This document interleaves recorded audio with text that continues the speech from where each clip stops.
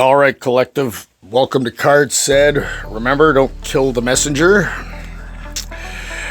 I'm just reading what the card said. Universe, what kind of message do you have for us today?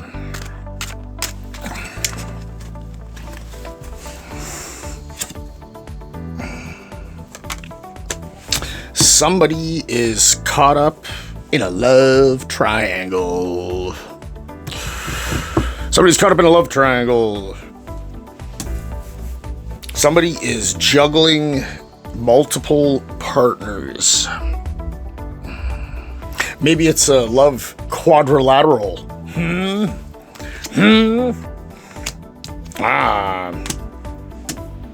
And you entered into this arrangement with a bunch of rules, such as no feelings, all for fun, and somebody's got feelings, so now drama is starting to surface.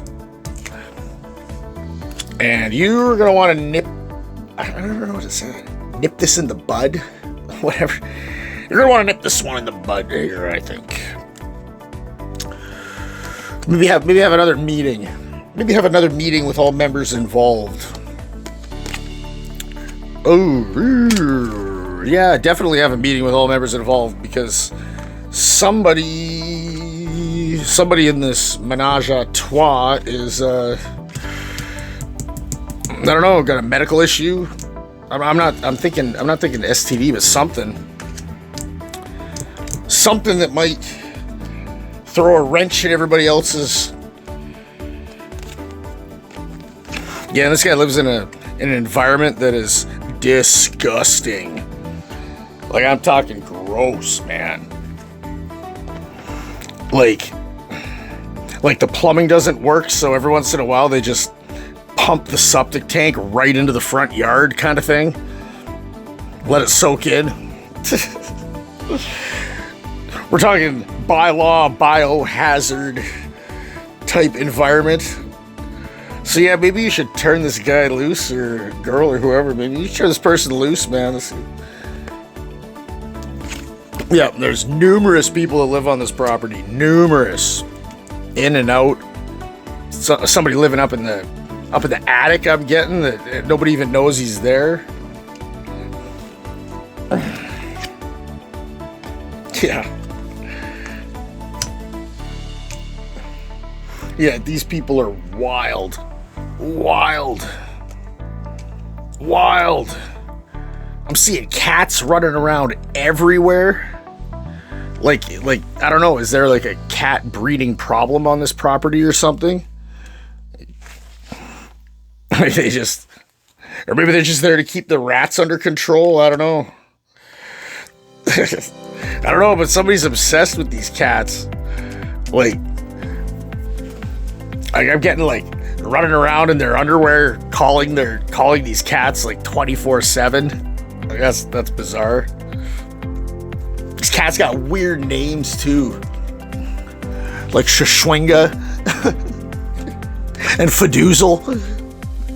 Like they're like standing around the front porch, like calling Fadoozle constantly, driving everybody fucking nuts. Fadoozle.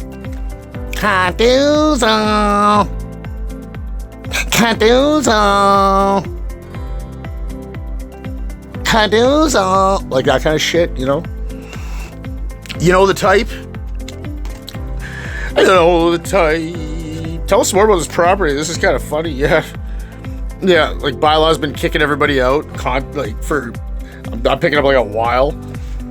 And people are just like non-compliant. Like, they're gonna tear this place down at some point, like when they can get everybody to vacate.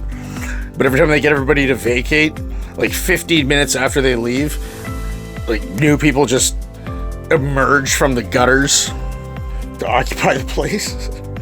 like a flop house, you know what I mean? Yeah.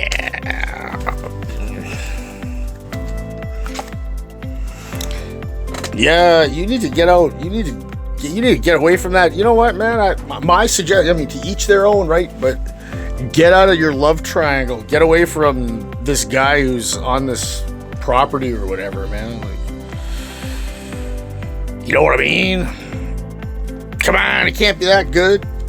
Can't be that good. Shit. Yeah. Like a calling for something new. You know? I don't know. Maybe turn this. Maybe turn bro loose and run off into the sunset with this other fella. Make it a menage a deuce.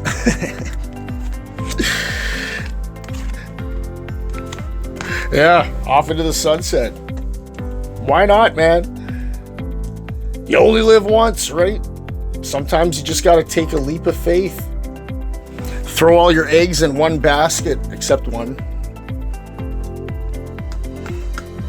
You know, when you throw all your eggs in one basket and then you drop the basket, you have no eggs. That's why they say don't throw all your eggs in one basket, just in case, right? But you know, to lose all the eggs is only a loss for the person who put all the eggs in the basket and said, oh, well, you know, if I drop them, I'm fucked. Right? But for the person who said, hey, I'm going to put all these eggs in the basket and whatever happens, I'm going to learn something valuable and become better because of it. All of a sudden, the measure of success doesn't rely on how many eggs are still intact in the basket. Just the act of throwing eggs in a basket and seeing what happens becomes a win. Right? Now, it's good advice for anybody who's caught in a rut in life. You know, I know a lot of people are in the collective. I know it. I can feel it. There's a lot of people that put in a lot of effort for a lot of endeavors, and they just, you sit back at the end of the week going, man, I'm doing everything right, it seems like, and why am I not succeeding more? You know, it's an issue because you want to be rewarded for your efforts in life, right? That's the natural order of things, the balance, right? If I do this and this, then this should happen by probability alone. You know, especially when it comes to like finding success, whether it be financial or social or whatever, because you've got to live life. You've got to live life to the fullest, man, because we don't live long enough. Like, you know, in life, the days sometimes seem long, but the years are always short. And, you know, the 50, 60, 70, if you're lucky, 80, 90, if you're really lucky, years you get on this planet isn't enough. You know, it's not enough time. But in a lot of ways, it should dictate how we treat each other and stuff, because there's a lot of, you know, behaviors and stuff that just aren't even worth it because our life isn't long enough for it to matter, you know? Like, shout out to the people that are in the top 0.01% wealthiest on the planet. Shout out to the guy who's got $10 billion in the bank account, 10 billion, and he's still chinsing the tax man and skating money off of the poor guy and cutting corners, and, like, you know, like, you're only alive for 100 years, man. Like, I mean, give it a rest. You know, you have more money than you could possibly spend if you bought everything you ever wanted every day for the rest of your life. You're not going to live long enough to see the benefits of that. So what's the point? You know, why get an extra one up at the expense of somebody else's little bit of happiness in life? You know, so that you can have an unnoticeable amount of happiness added onto your astronomical amount of stockpiled happiness, right? People out there. And I feel bad for the people that are exceptionally wealthy right now in the world, knowing full well that there's a lot of eyes on the wealthy elite. You know, people are waking up to the fact that in the last 20 years, a lot of people illegally turned their wealthy man's estate of a few million into hundreds of millions or billions of dollars illegally and are sitting on that cash now. And I got to feel for the people that have a lot of money and are sitting there going, oh my God, like the world is so unbalanced and people are starting to cry about it. And understandably, right? When over 50% of the circulating money on the planet in every currency, over 50% belongs to less than 1% of the people, that's a scary equation. Think about that. That means 99% of us on the whole planet could throw all of our money into a pile. All of it. Every asset that we have. And the remaining 1% can throw their money in a pile, and their pile is bigger. And there's almost 10 billion people on the planet. You know? So to have a surplus $2, $3, $10 billion in some offshore account tied up when we have collapsing democracies and deflating inflation currencies, and you've got enough money to free an entire country, you've got enough money to retire hundreds of thousands of people, and it's just sitting in some offshore account doing nothing because you like to put a feather duster up your ass and roll around in $100 bills, butt naked with baby oil all over you every Thursday night. You know what I mean? Like, you think that's, and you can do that, and you can do that with $1 million. You could do that with $100 million. Same shit. And if you can't acknowledge the amount of people suffering while you make that decision, then my friend, the future is, who knows how it'll turn out, but I can tell you this isn't the first time that the human race has gotten this advanced, and it's volatile every time. And people fuck up because people are immature. People can't handle recognizing the difference between earned power and okay, let me rephrase that. This is the age of misinformation, and people don't understand. They don't recognize the difference. You know, if I live in a household that brings in less than $100,000 a year, okay, when I observe somebody who's got $1.5 million in their savings account, I don't even notice the difference between the guy who's got $1.5 million in his savings account and the guy who's got 700 million or 7 billion in his savings account. They're all rich as hell to me, you know?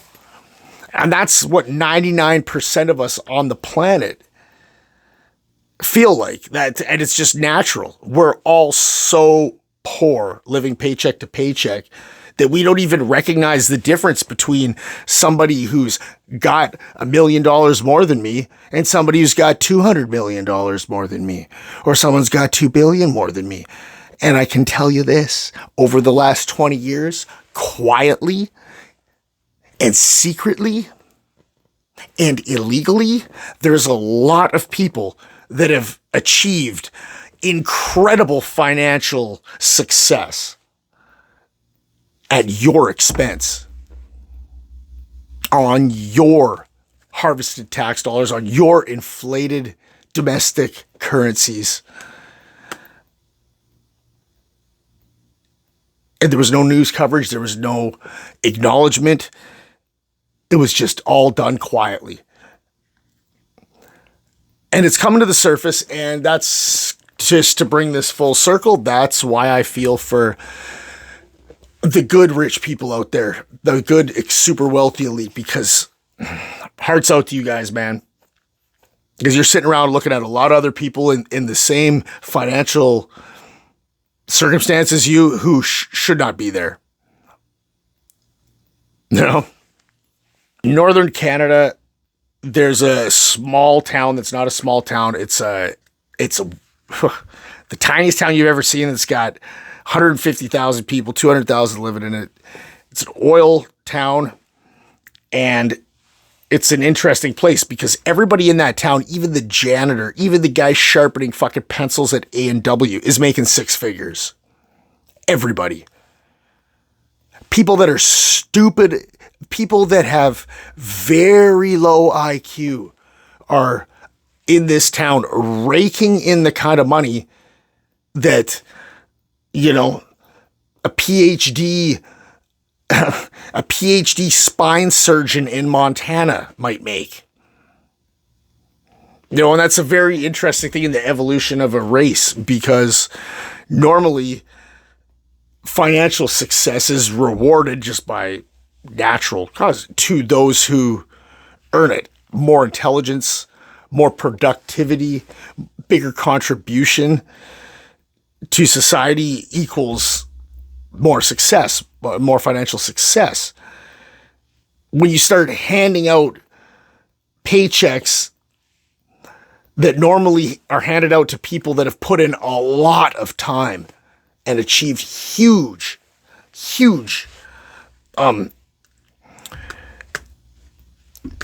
in the way of knowledge and school and stuff, and apply their abilities to make the same amount as them for, you know, cleaning urinal pucks. It creates a very interesting environment, and that is the world that we're living in right now, where over the last 20 years, unbeknownst to 99% of the people, there's a huge population of people that do not deserve to have millions of dollars. They got money like CEOs have. They got the kind of money that, you know, money's power, right? They got the kind of money that the owner of WestJet has. And they got it by, you know, cheating the system.